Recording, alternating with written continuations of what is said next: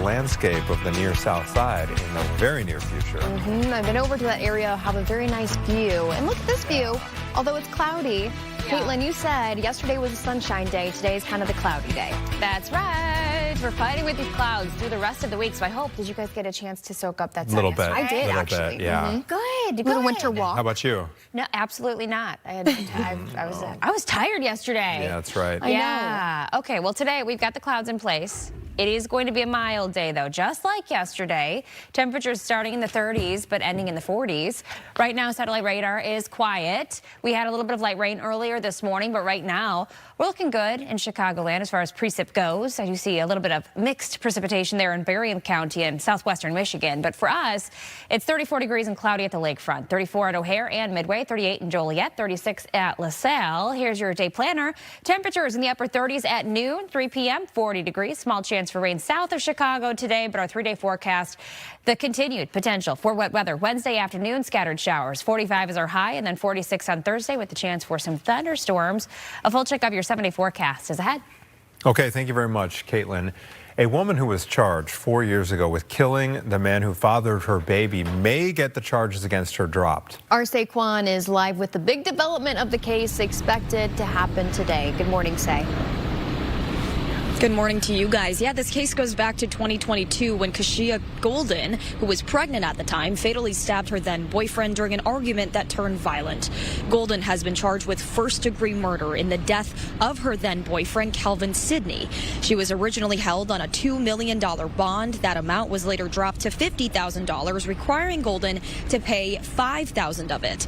The Chicago Community Bond Fund, which posts bond on behalf of people who can't afford to pay, provided that $5,000 bond required to get her out of jail, which her attorneys and judges at the time agreed was in the best interest of her unborn child. According to Golden's attorney, Sidney, the then boyfriend, had dragged Golden by her hair, and she was forced to stab him in the leg when family members couldn't pull them apart during their argument. Her attorney says Golden acted in self-defense to protect her and her unborn baby, not knowing she had an artery in Sidney's leg, adding that Golden had previously miscarried after she was physically abused by Sidney. Police tell us there have been over 50 calls made from the couple's house to report abuse. 5 of them were reported between June and September of 2022, and in 4 of those calls, Golden claimed Sidney had choked, punched, slapped, or pushed her. Today, her attorney will be back here at Layton Criminal Courthouse to drop all of the charges against her, putting self-defense really at the center of this argument. We know that hearing is set for 10 o'clock this morning. Guys? Okay, thank you, Say. Other news as the war with Iran continues, there's a group of Chicagoans who say it's time to give peace a chance. Brian Jackson is here with more on their protests. Good morning, Brian. Well, those protests have broken out ever since that war started back on Saturday, with some people calling for it to come to a stop immediately.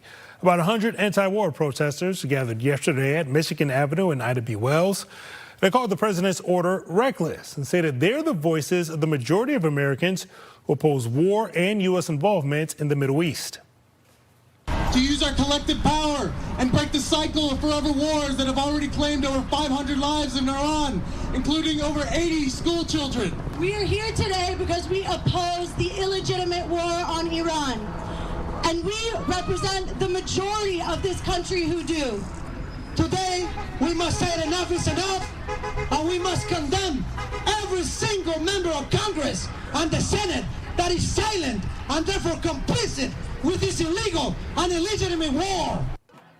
The same group says it will protest again on Friday. Chicago's Democratic lawmakers said that the president should have went to Congress before taking any military action. Anthony? Okay, thank you, Brian. Appreciate it. The man accused of murdering a pregnant woman in Downers Grove will be in court today for his arraignment. Natus Ravukas is accused of stabbing 30-year-old Eliza Morales and then setting her on fire. And she was 5 months pregnant.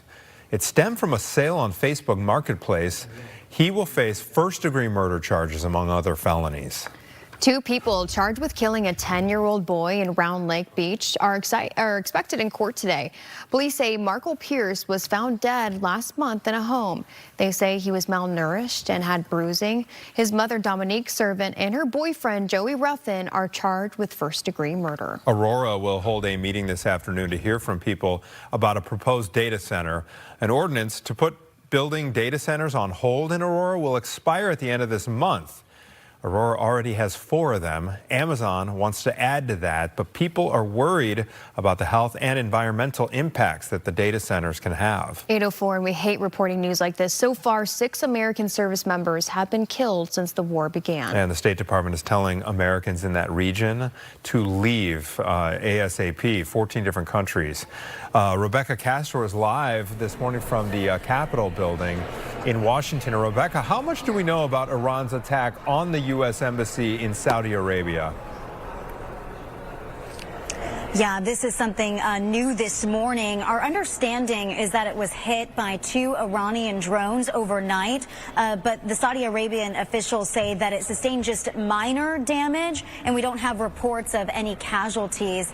But this is just an example of why Americans overseas are being told to leave the Middle East as soon as possible. For those watching that have loved ones over there, make sure that they are signed up for the 24/7 up-to-date security updates that the State Department is sending out through WhatsApp. So make sure they have that information, because that is how people are being notified of these incoming missiles, incoming drones, time by time updates, minute by minute updates.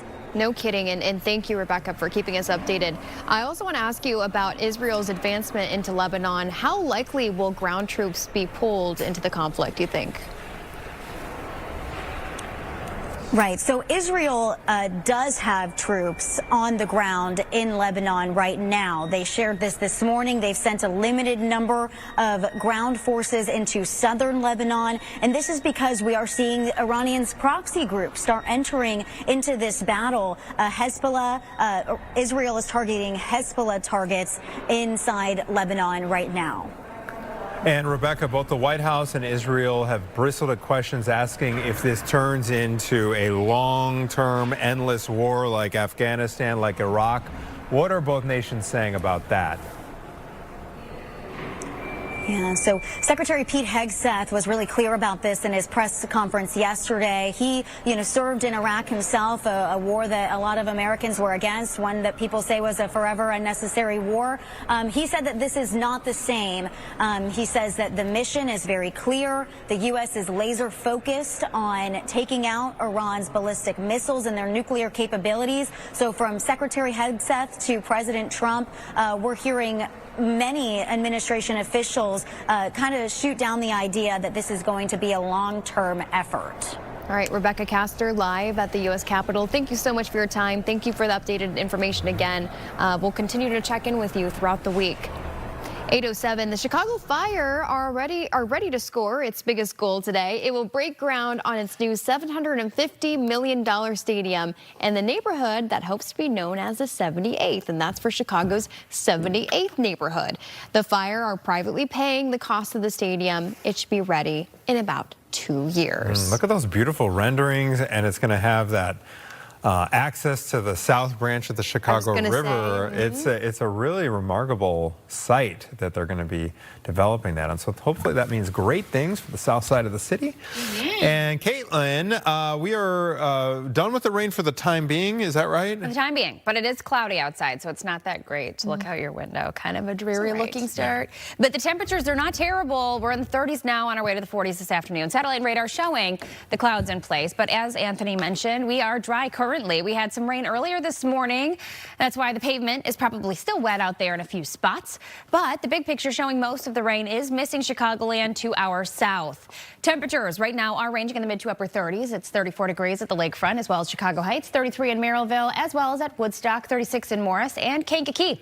Here's your futurecast to show that temperatures are going to be climbing back to the 40s this afternoon. This is 4:15 and seeing a good range of the 40s. Low to mid 40s expected. Still going to be mostly cloudy through this afternoon into the evening. And then overnight tonight, temperatures stay elevated in the 30s. And then tomorrow, we are back to the 40s. So it is going to be a day that will be similar looking to today, but we have the potential for afternoon showers on Wednesday.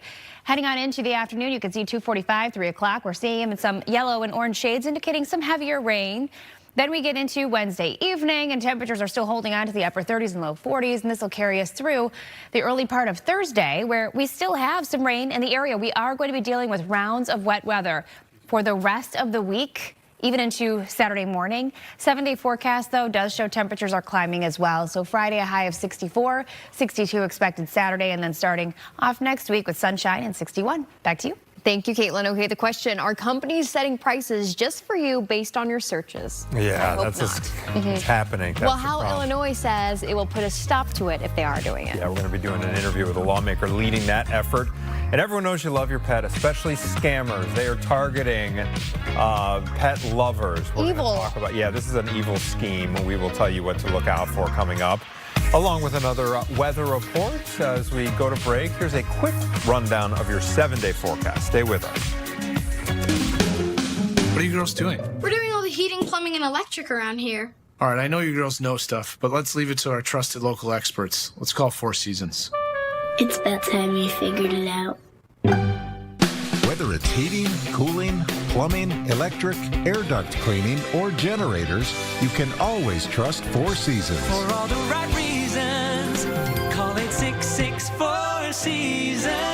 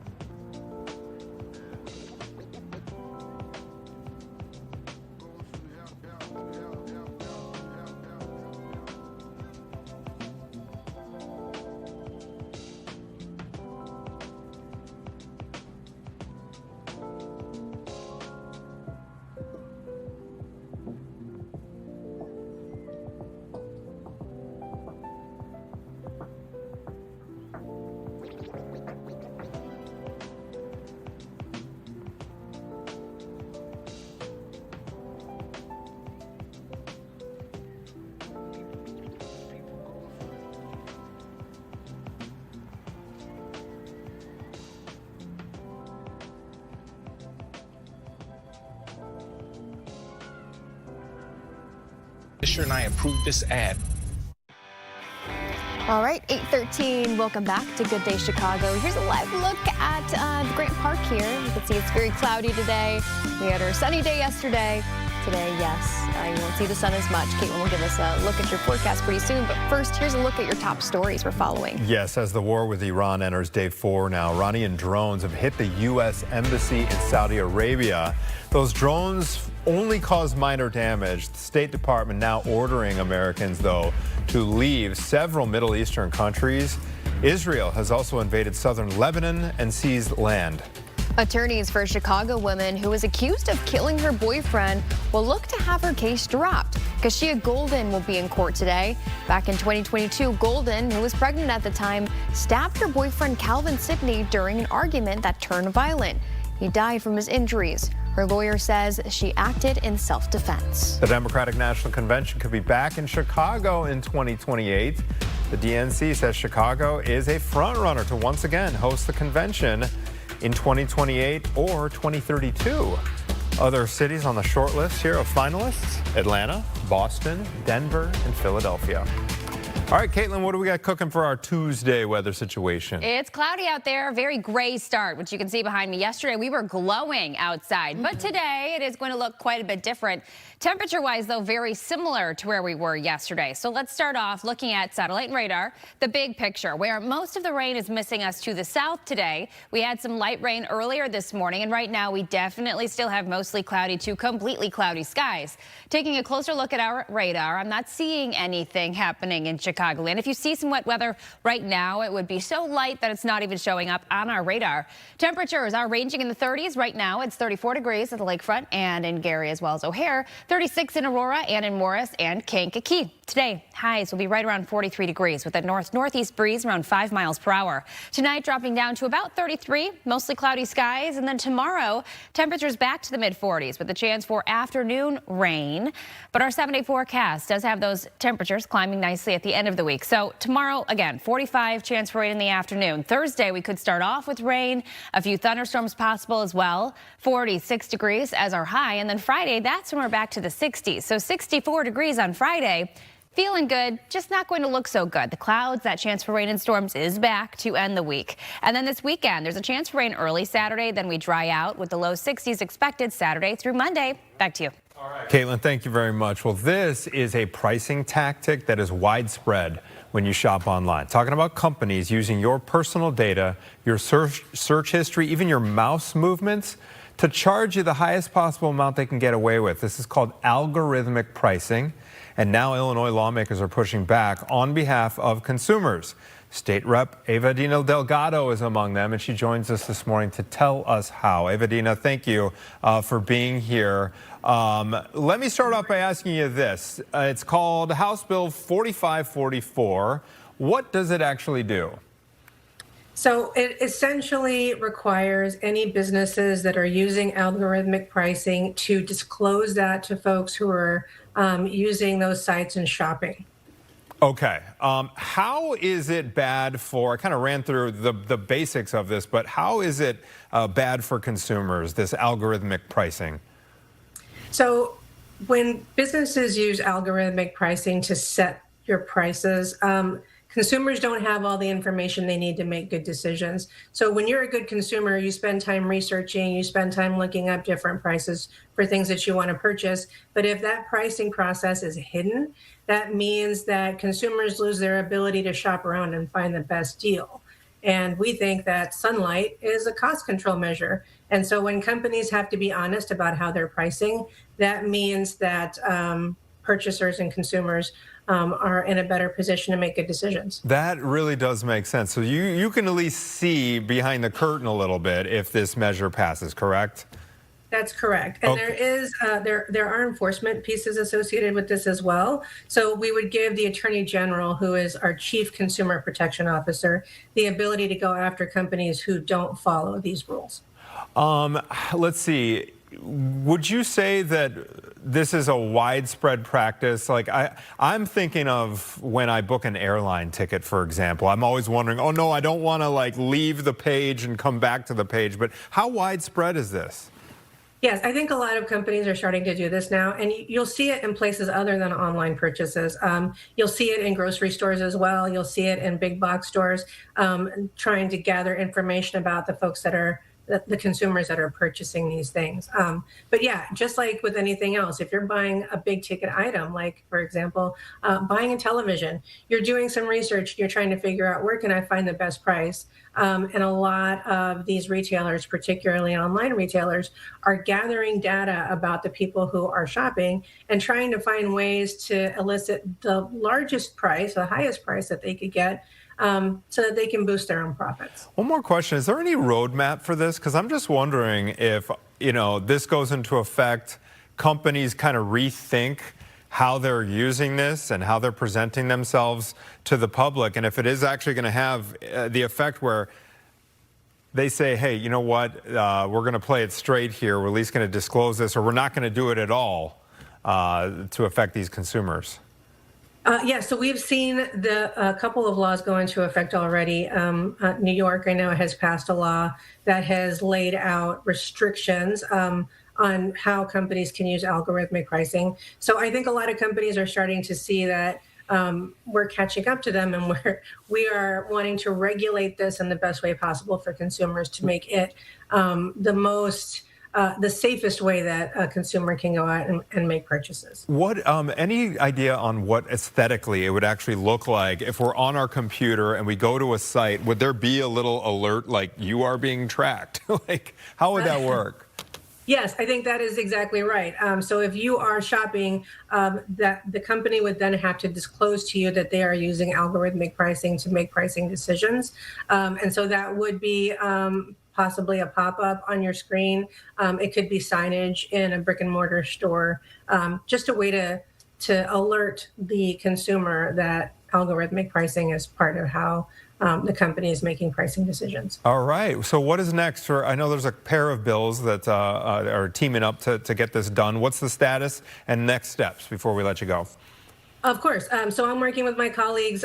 We are coming together and coming up with the best possible approach, and we'll be sending that to committee hopefully in the next couple of weeks when we're back down in Springfield, and begin to have what I consider is a good discussion around how we make this happen and how we protect consumers in Illinois. Okay. Representative Delgado, thank you so much for joining us here on Good Day Chicago. Appreciate your time. Thank you for having me. All right, it's 8:21. Today on Chicago Now, starting at 10 a.m., better listen to grandma, okay? How CPS is using grandmothers to now get a very important message across to students. Also, it is World Hearing Day, and a 6-year-old student is going to explain to his class how his cochlear implants allowed him to hear their voices. And we have some explaining to do for some of the folks in the newsroom about the Goodnight John Boy Bar, since they haven't heard of the Waltons. All right, but you have. We know you have, and we will tell you about the 70s experience that you just cannot miss. That's all coming up on Chicago Now. Hope you're having a great morning. We will be right back after this.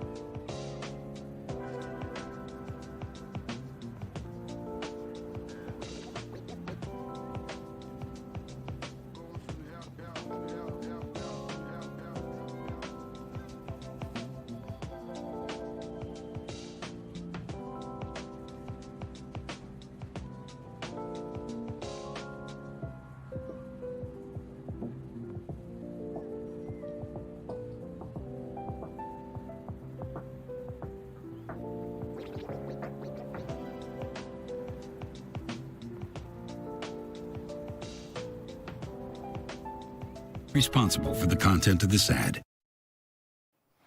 Hey, welcome back. Homeland Security Secretary Kristi Noem is testifying before the Senate Judiciary Committee right now. Which Illinois Senator Dick Durbin is the ranking member? We'll give you a listen in here.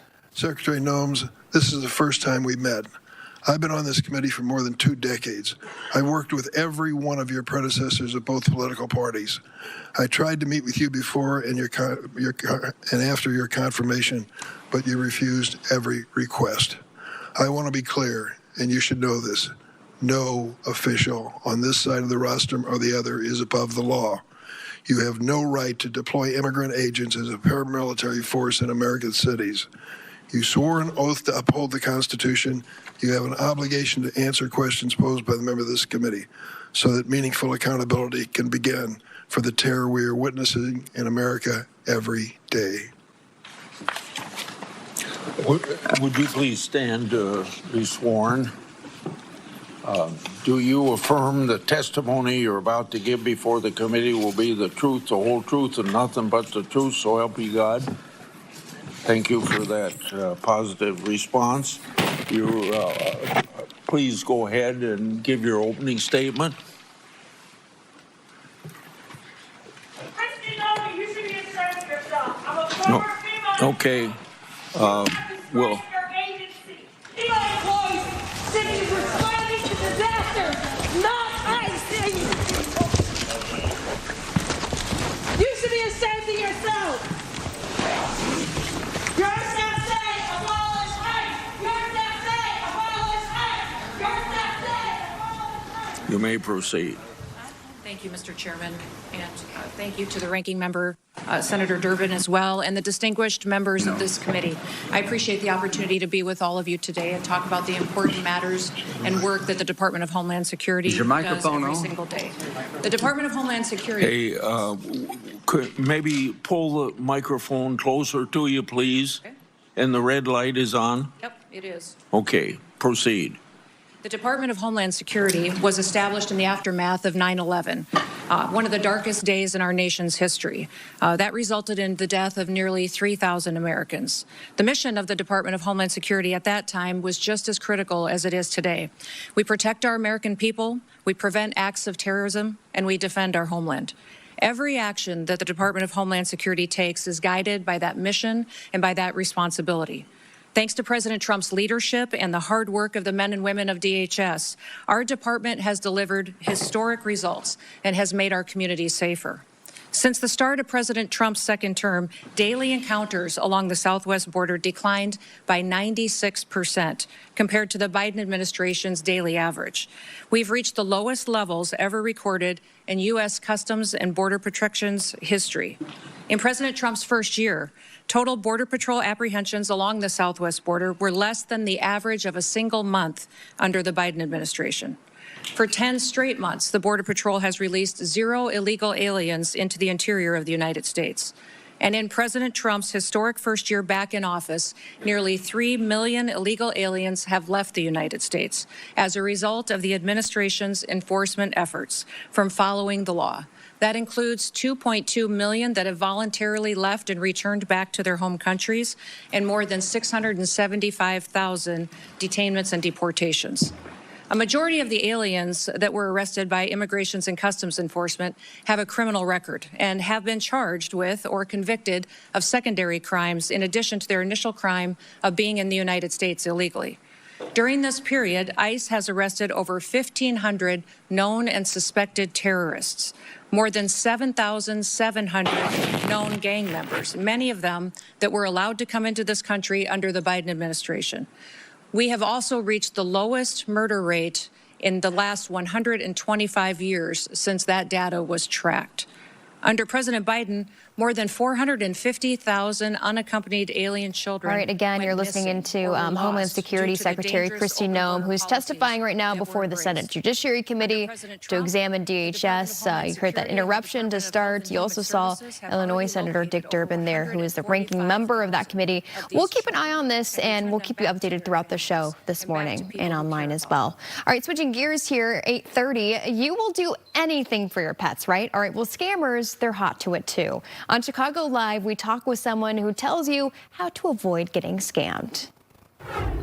When you have a pet that you consider your own family member, everyone gets distraught when the animal goes missing. So we certainly encourage utilizing all the resources to try to help reunite your lost pet with your family. And one of the very popular and highly useful tools that are used in reuniting pets with owners is social media. There's a lot of pages out there, community pages, municipal pages, as well as regional pages that help reunite pets with families. However, scammers are using that to exploit people that are distraught looking for their pets. Most recently, we learned that our agency, Lake County Animal Control, was being used as an identified agency that has found pets and are calling those distressed pet owners looking for money in order to address an urgent medical need to save their pet's life. The problem is we're not that agency that has their pet. It's a scammer that's looking for money, and they do not have their pet. Oh my goodness. Whether it's a search for people, we've all been following this Nancy Guthrie story out of Arizona, or whether it's a search for your furry family members, people who step into that with nefarious purposes. You just wonder, like, well, where is your soul? And they do it in so many different ways with technology now. Correct. And people are mistakenly putting way too much information out on social media. So the first word of caution when you're getting a phone call about your potential pet that was found is to ask for identifying markings or location or things that you may know that the other person doesn't know, and continue to press for the information to verify that they have your pet. But if they keep pushing for sending money or the urgency and the animal's life being threatened, then certainly look up their information, ask what agency they're calling, whether, we've heard that not only our agency, like County Animal Control, but also local animal hospitals are being used as well, that the pet is at the emergency clinic and it needs surgery and we need the money or the deposit to move forward with the surgery, but they're asking for the money to be sent to a cash app, whether it's Zelle or Venmo or PayPal. They want it sent to a weird number. So contact the agency itself, whether it's the animal hospital or like us, for example, the Animal Care and Control. Call a phone number that's on a website that's a publicly displayed phone number and try to get a hold of the actual person. But people are being very evasive with the information that they're providing, and that should be the first warning. Yeah. How do you even investigate this kind of stuff? When we receive the information, we report it to the authorities, but it's really hard to investigate when the phone numbers that are out there don't necessarily go to a unique person that we can follow up with. So we just want to make sure that pet owners, the community is aware, and as they're looking for their lost pet, that they're using well-known sites, such as their community pages within the towns that they live in, their neighborhood pages, police department pages, but again, limit the information that they're putting out there. All right, the forecast today, not the best. It is going to be cloudy out there today, but the temperature's not bad. We're returning to the 40s this afternoon with a small chance for wet weather south of the city. I'll detail this and when the 60s return right after the break.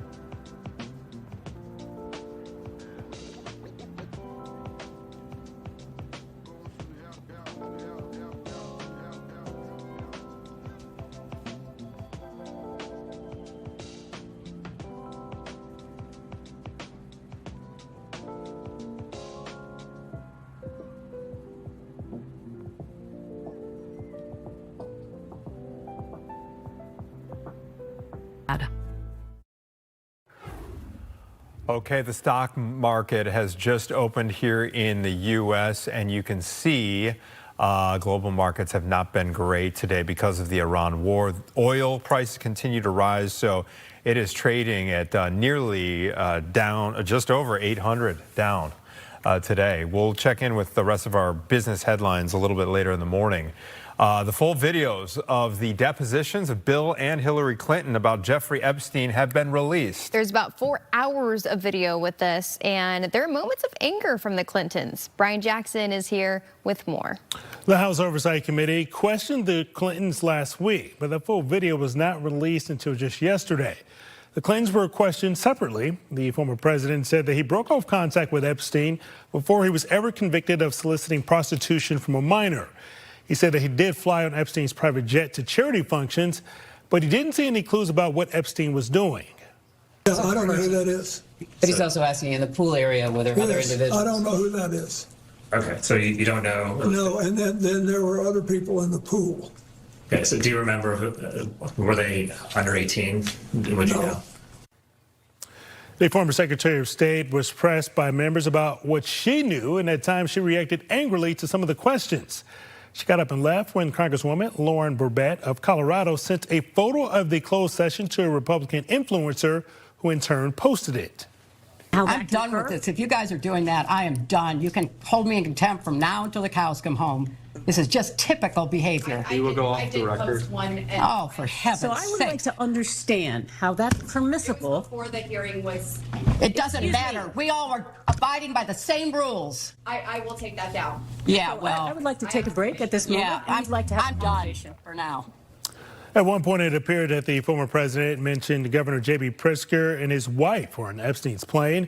But Bill Clinton's former deputy chief of staff said that Clinton was using the trip with Pritzker as an example of people he traveled with for charity work, and that Pritzker was never on Epstein's plane. A Pritzker spokesperson also clarified that the governor never traveled with Epstein or Ghislaine Maxwell. Gabriella? Thank you, Brian. We know you'll keep us updated. 8:39 now. Things are about to get beefy at Midway. I don't know if that sounds like a good thing. There will be a ribbon cutting today for the original Mr. Beef. Okay, it is a good thing. The restaurant will be near Gate B14. It will give tourists a chance to try the sandwich that inspired the restaurant in the Bear. And you'll say cheese. Okay, on all seriousness, the World Cheese Championship gets underway in Madison, Wisconsin today. And there are thousands of cheeses hoping to roll to the title. Last year, a cheesemonger from Connecticut won with its Gouda. Anthony, it scored 98.89 out of a possible 100. Wow, that's a high grade. That must be a pretty nice Gouda. If someone called me a cheesemonger, I think I'd be offended. Doesn't it sound Are you a like cheese really person? Yeah, I am, but I don't want to be called a cheesemonger, so keep that out of your language when it Caitlin, comes this to is me. TMI, but I got a little lactose. Okay. Oh, so sorry, Anthony. I don't indulge too Even much. hearing about it?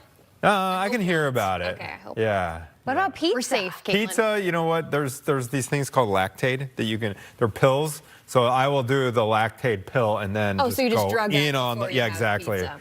Tell us more, Anthony. I'm sorry? Please continue. Yeah, exactly. Yeah, so what? Yeah. We're marked safe, though, Caitlin. You can still hear about it. You're marked safe. All right, let's talk about the day today. Maybe you want pizza as some comfort food because we do have cloudy skies out there. Temperatures will be back to the 40s this afternoon with a small chance for some rain, especially south of Chicago. Warming temperatures this week. That's still the main headline because we are climbing to the 60s by the end of the week. But we are going to have rounds of wet weather expected. In fact, a few thunderstorms are possible on Thursday and on Friday. Satellite radar, though, this morning we had a little bit of rain. Right now it's definitely going to be cloudy out there, but it's quiet outside of that. 34 degrees is the temperature at the lakefront and in Gary, as well as Midway. 35 in DeKalb, 37 in Morris, 36 at Kankakee.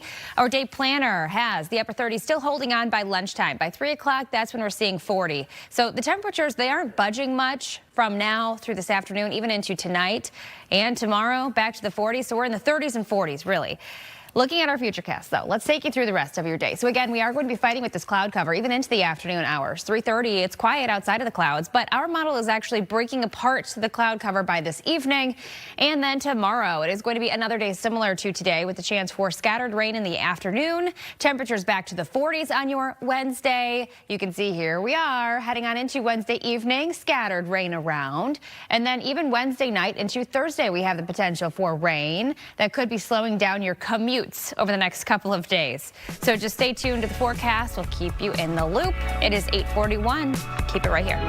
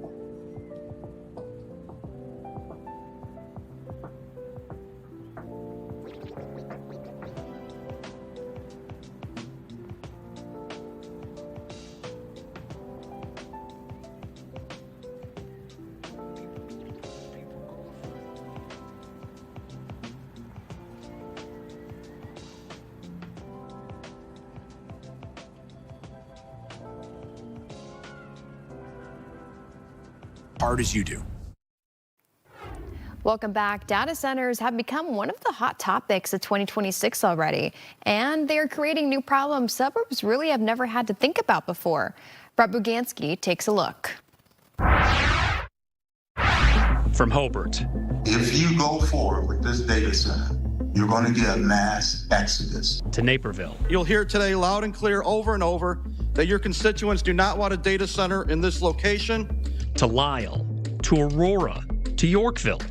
Data centers are on city council agendas across the Chicago area, and residents are showing up in big numbers to let their local leaders know how they feel about data centers being built in their town. Everyone's angry. This will be your guys' last terms if you do not vote with us. Most people look at the data centers as this imminent threat to the environment and to their livability of cities and in small communities.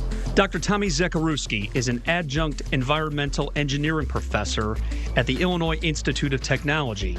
He's also known as a building scientist who works with hyperscale data centers to help them minimize their impact on the environment. I believe that there's this this misunderstanding or not enough information to really understand what the purpose of these data centers are and how they connect to the community, and the offerings that they give us in terms of our digital lives these days.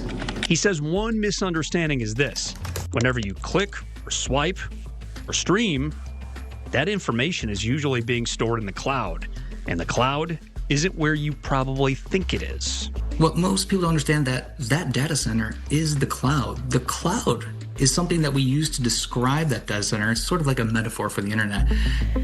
And then when I saw, again, what was happening in Naperville, I'm like, I think somebody needs to go and just, if nothing else, I decided after seeing how people were coming, it's like, I think they need to know more about what it's like to live with it. Laura Evans lives in Aurora. She can see and hear a data center from the deck in her backyard. She says it's about 1,000 yards away. Aurora approved Cyrus One's plans for a data center back in 2017. She had concerns back then. Laura said she was told at a city council meeting not to worry. The data center was going to be a great neighbor who would be quiet and unassuming. What they're saying is not going to be what's going to happen, because that's exactly what they were being told is what we were told. No, yes, there's going to be noise. Yes, the generators are going to be running. Yes, the fans are going to run. And yes, you're going to hear it. And yes, there is health concerns. I mean, I can't tell if we're going to develop cancer now that we had generators running this year. I don't know. But it is something that there's a lot of studies being done, and it could happen. So let's be aware of it and be a little more proactive. And I think that all the data centers need to slow down and start doing things right instead of trying to rush to put in. This is just a brief look at this issue, and if you want to see our full in-depth special report, go to fox32chicago.com and Fox Local. So this is just the start of our continuing in-depth coverage on this very topic. So in the coming weeks, we're going to take an in-depth look at how the number of data centers are impacting your utility bills. You've probably seen a lot of them go up where you live.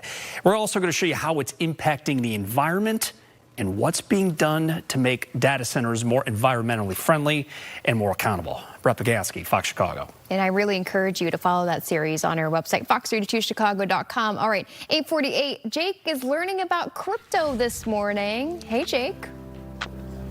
That's right, Gabby. In just a couple of minutes, this gymnasium is going to be packed full of students getting an education I wish I had gotten at a young age. We're live at CICS Longwood High School, where students are going to get a master class in crypto hype. It's called Blockchain Boot Camp. We'll tell you more when Good Day Chicago returns.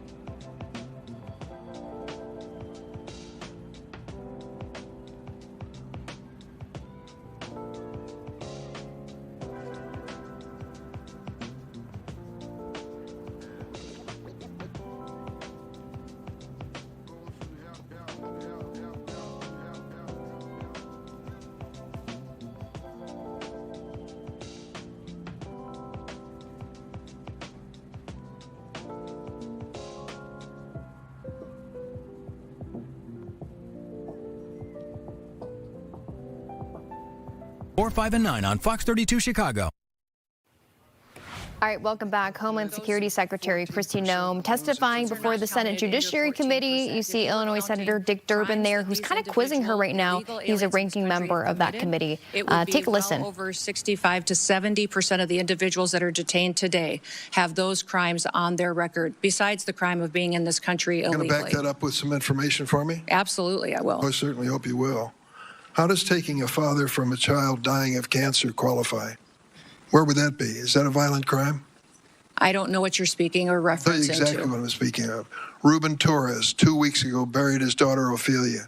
When he was arrested at the Home Depot in Norridge, Illinois, he said to those your agents, please let me go home. My daughter is dying of cancer.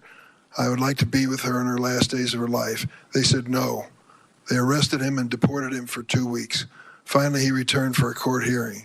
His daughter lived to see that hearing where the court said he was treated unfairly by your agency, and she died 3 days later. I was at her memorial service. Is that really necessary? Was he a violent criminal? Sir, we enforce the law. The laws that are passed by this body and signed into statute on the process for individuals that are in this country illegally, that have final removal orders, and the process given in immigration law. We continue to follow that, and if you don't like the law, I would suggest you change the law. But that is what we do every single day, is go out there. We tried to change it with comprehensive immigration reform, and it was stopped by the Republican House of Representatives. Our job at the department is to follow the law and make sure that we are a nation of laws, because a nation that doesn't follow the law is no nation at all. I yield, Mr. Chairman. Senator Graham. All right, that is Senator Dick Durbin questioning Homeland Security Secretary Kristi Noem, referencing a case that stirred up a lot of emotion here in the Midwest. And it was the young girl who was fighting cancer and was very, very vocal about her dad's situation. And we will continue to bring you some of the highlights from this deposition. But in the meantime, we have to check in with Jake Hamilton. We're letting him kind of off the chain today, which would be trouble most days. Yeah. Off the chain. Is that the line? But it's not like that. All right. He's at a camp where students are learning about blockchain and its role in cryptocurrency. Hey, Jake. Off the chain, guys. I love intros from 2008. That was very, very well done.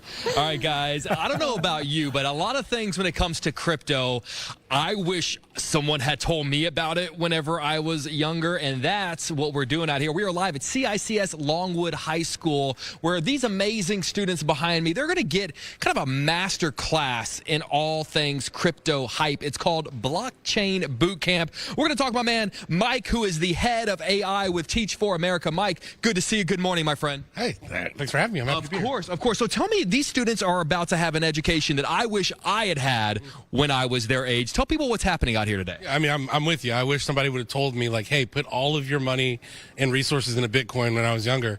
But we're going much further than crypto. We're talking about blockchain in general, which is this powerful set of technology that not a whole lot of people know about, but it has so many implications for so many different career paths and fields that they might want to go into.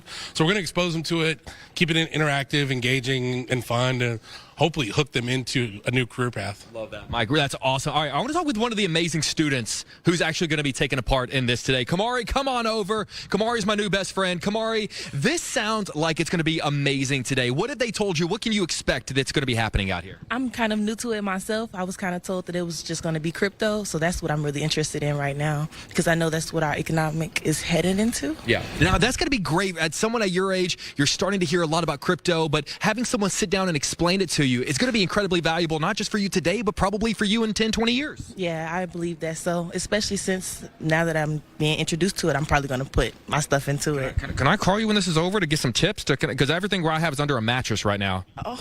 Dozens of dollars under a mattress, so I might have to call you. Kamari, we appreciate you. All right, guys, things are just getting started at about 9 o'clock. You saw a lot of the amazing students come. Guys, are you excited? All right, they're going to get going, and they're going to give me a lot of financial tips because God knows I need them. We are live out here, CICS Longwood High School. So much going on, but we'll tell you more the next hour. But for now, Good Day Chicago rolls on. We'll be right back.